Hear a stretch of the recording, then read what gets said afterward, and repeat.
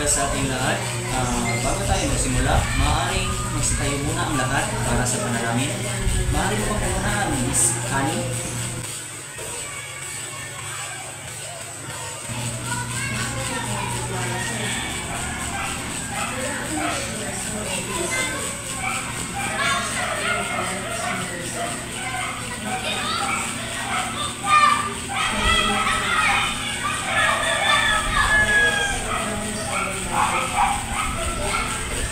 So, magandang umaga sa ating lahat. Magsipon ulit.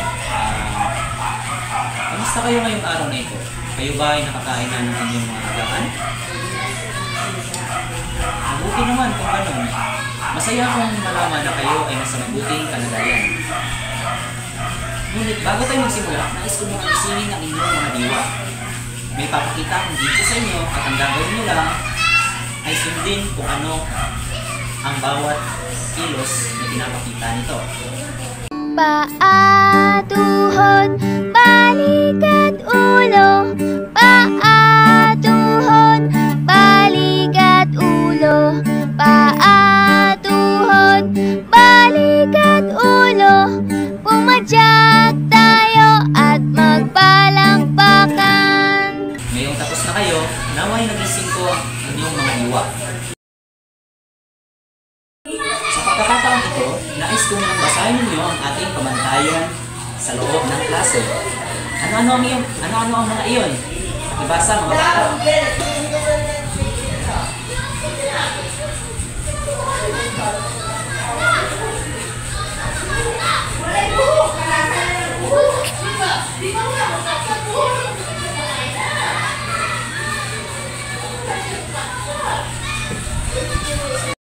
Ayan sa loob ng ating klase.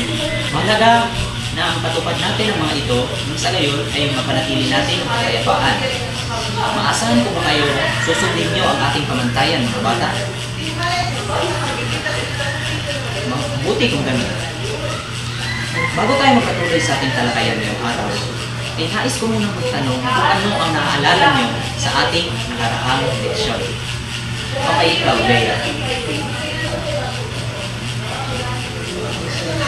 Galing, ang ating nakaraang leksyon ay tungkol sa salitang magkatugma. Ano nga ba ang salitang magkatugma? At yun ay sinabi niya ni Leia, ang mga salita may pagkakatugma. Maaari ka bang magbigay ng halimbawa? Jericho?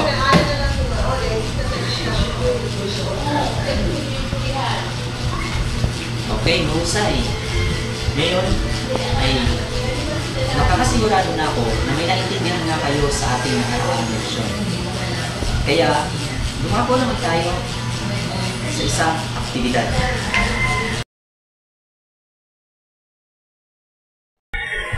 Ngayon, magtungo naman tayo sa ating susunod na leksyon.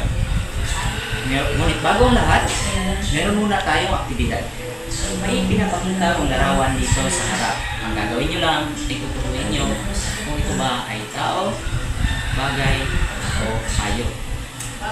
Simulan natin sa unang larawan. Para sa inyo, ano ito? Magaling. Ito naman pangalawa. Mahusay. Ito ang pangatlo. Magaling. Base sa mga pinakita kong larawan at ang ating naging aktibidad, meron ba kayong idea kung ano ang ating magiging leksyon? Okay. Ang ating magiging leksyon ay tungkol sa pang-uri. Ang pang-uri ay ang isang uri na salita kung saan ito ay nagbibigay ng katangian pisikal, moral, emosyonal, intelektual, at pangkultura. Simulan natin sa katangian pisikal. Pag sinabi natin katangian pisikal is maiintindihan naman natin na ito ay tungkol sa ating pisikal na spiritual. Ang mga pang-uring may katangian pisikal ay ang mga salitang malaki, maliit, matangkad, at maputi. Maaaring maging halimbawa ng pang-uring may katangian pisikal ay ang pangungusap na si Rhea ay maliit na bata. Tinuuri niya si Rhea isang maliit na bata. Samantalang dito sa pangalawa ay ang pag-uri na may katangian moral. Pag sinabi natin moral, ito ay tukoy sa ating pag-uugali. Kung ito ba ay mabait, masama, matapat, o makasalanan. So, magiging halimbawa nito ng pag-uring may katangian moral ay ang pangungusap na si Rhea ay isang makasalanan. Para binibigyan niya ng katangian si Rhea bilang isang makasalanan. Samantalang ang pag-uring may katangian emosyonal. Pag sinabi natin emosyonal, ito ay tutukoy sa ating emosyon. Malamang tayo ba masaya, malungkot, takot, o galit. Magiging halimbawa nito ay ang pangungusap na si Rhea ay palaging galit. Sa pang-apat naman ay ang pag-uri na may katangian intelektual. Pag sinabi natin intelektual, ito ay tumutukoy sa ating pag-iisip o utak. Ito ba ay matalino, bobo, matalino, o ignorante? Ang magiging halimbawa ng pangungusap na may pag-uri na may katangian intelektual ay si Rhea ay isang ignorante. Pag sinabi natin gano'n, binibigyan niya ng katangian si Rhea bilang isang ignorante. Panglima naman ay ang katangiang pangkultura. Pag sinabi ng pangkultura, ito ay tumutukoy sa pinagmulaan sa kultura natin. Ito ba ay tradisyonal, moderno, simple, o komplikado. Ito pa ang mga ibang halimbawa ng mga pangkuring pangkuri. Ang magandang babae, pangkuring maganda. Siya ay mabait na tao. Pangkuring mabait. Ang malaking bahay, pangkuring malaki. Isang masayang magtitipon. Pangkuring masaya. Ngayon, dumako naman tayo sa katangian ng pangkuri. Ang una is nagbibigay ng impormasyon tungkol sa katangian. Gaya nga ng sabi kanina, binibigyan niya ng impormasyon ang katangian ng isang bagay, tao, o kahit anong salita na binibigyan ng pangkuri. Pangalawa, ginagamit upang ilarawan o bigyan ng katangian. Parang katulad lang ng unang bilang. Pangatlo, maaari positibo o negatibo. Kagaya nga ng naging halimbawa ko kanina, meron positibo, meron din negatibo. Pangapat is maaaring ginagamit sa mga pangungusap. Siyempre, kanaguri panguri ay maaaring ginagamit sa mga pangungusap. Mga halimbawa ng panaguri panguri sa pangungusap. Ang magandang araw ngayon.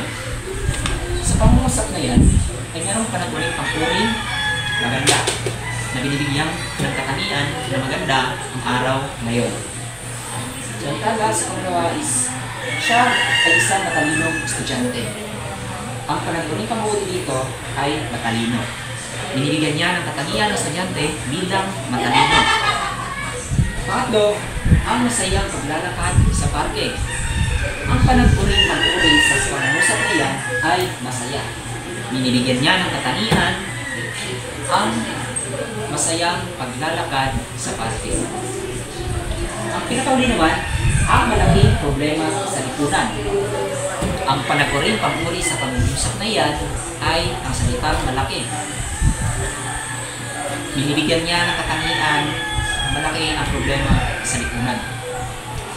Sa madaling salita, ang panaguri panguri ay isang salita o parirala na ginagamit sa pagbibigay o paglalarawan sa isang tao, bagay, hayop o pangyayari. Meron pa ba kayong dagdag na katanungan tungkol sa ating leksyon ngayong araw na ito? Okay, naiintindihan niyo ba mga bata? Mabuti kung gano'n. Ngayon, dahil naiintindihan niyo na, magkakaroon tayo ng pangkatang gawain. Papangkatin na kayo sa dalawa at ang bawat grupo ay bibigyan ko ng kanya-kanyang mga gawain. Handa na ba kayo?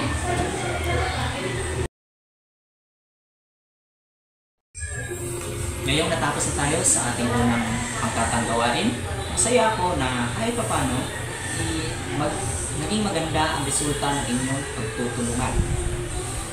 Ngunit, bago tayo magkatuloy, nais ko muna magtanong, ano nga ulit ang pananghuri? Sige.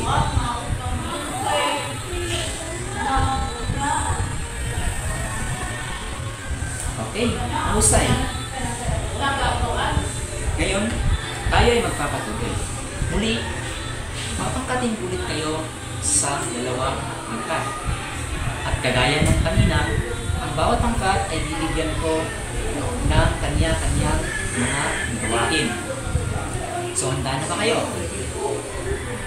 Mabuti kung ganun. Tapos na ulit tayo sa ating pangalawang pangkatang gawain. Ngayon ay hindi natin patatagalin pa at makuha naman tayo sa ating maikling pagsusulit. Maaaring kumuha ang bawat isa sa inyo ng isang tapat na papel.